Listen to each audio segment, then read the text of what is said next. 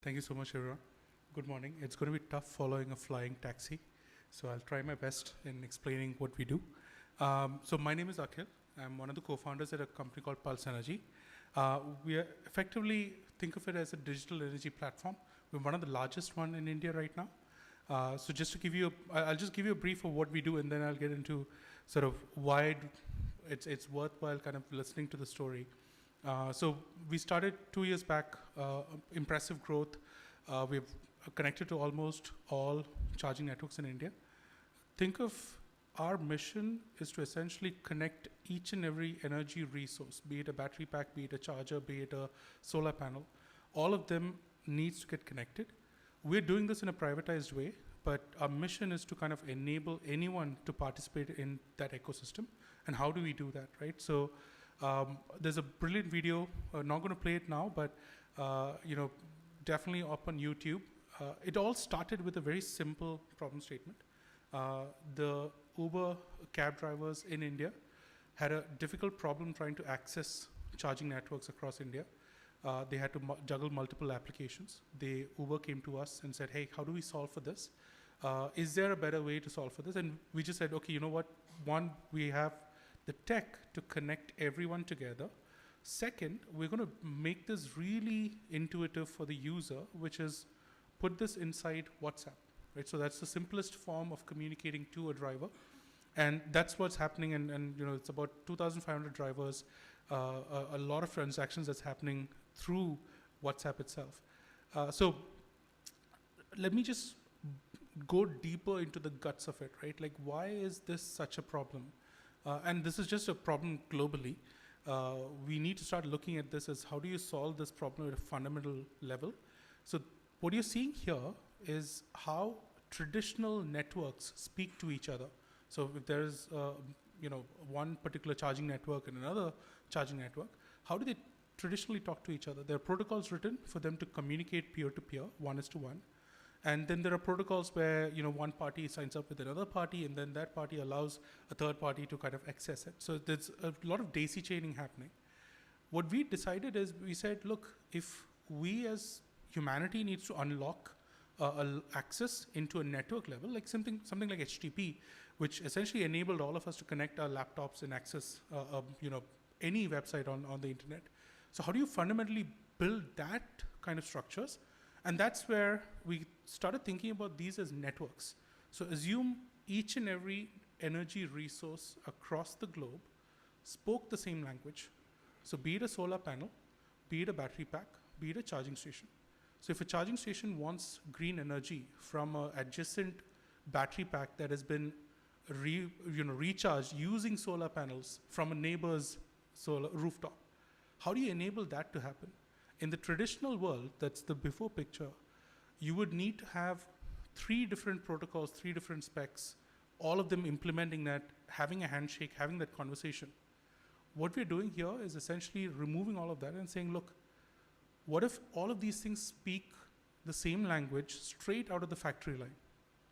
Can these devices independently negotiate and make money for us or save us money? How do we enable that? And that's the true unlock that we're looking at.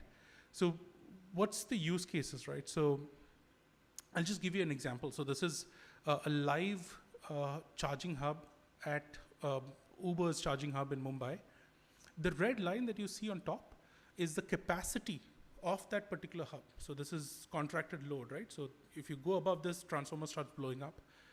And what you're seeing here is the blue line shows you the actual demand or the peak demand, and the independent, rainbow colors, the lines there, that shows each car that's charging and what's the output.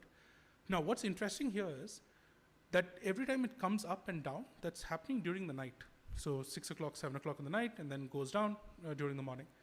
Here, a discom, when that peak goes up, our Bestcom essentially pays a coal plant or a gas plant because of too much of demand that is happening. It has to supply enough amount of energy. They end up paying a lot of money to procure that energy for you. Now, what if, and this is where the unified energy interface comes into play, which is, imagine if I can give access to that red line to Bestcom. And we are in fact working with them on this today. we're essentially saying, look, whenever you feel that the demand's low, or sorry, demand's too high, I have given you access to this red line. You can tell me where to draw this line. So today it's at about I think it's about 850 megawatts, 80 megawatts. If I tell them, you know what, do you want to cut this by half? Go ahead, do that. You don't need any prior agreements. You don't need to sign up anything. Just give me an economic incentive in this. Maybe reduce my rates when I'm charging at that point.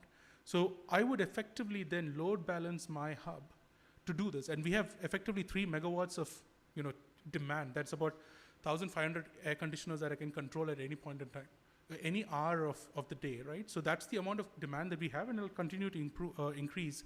And that's just not the case for us. It's for multiple parties. So that's, and how do you take from charging and then map it to how do you save the grid operator?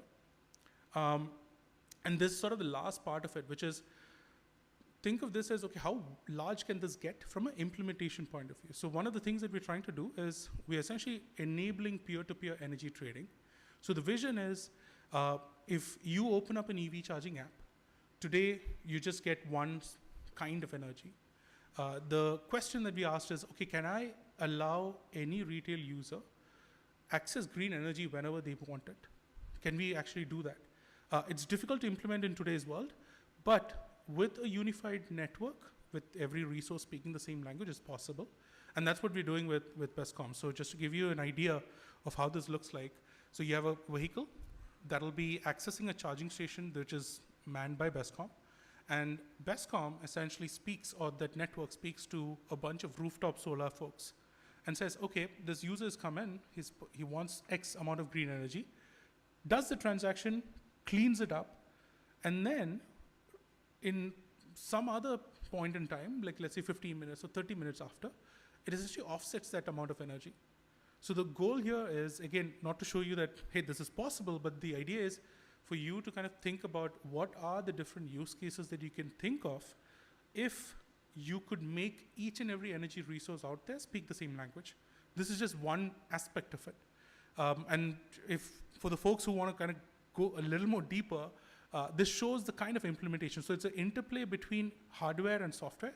So the software is completely on the interface layer. So what you're seeing here, there are the homes here that's connected to like our smart meters. The smart meters essentially sends out information saying, hey, I've dispensed this much amount of energy, and here's the consumers who will consume that energy. So it's essentially bringing in the old generation tech together with the new generation software, and that's how the interplay works. So that's the idea. I'll end my conversation with just one small takeaway. If you haven't read this, I would highly recommend reading this. You can just scan the QR code and get a document. It explains the potentials of this unified energy protocol. So it's called Digital Energy Grid, just got recently launched by FIDE and International Energy Agency. I think it's a great way. I look at it as the HTTP for the energy world, and the next 10 years is going to be really fascinating on that. So that's my time. Thank you so much.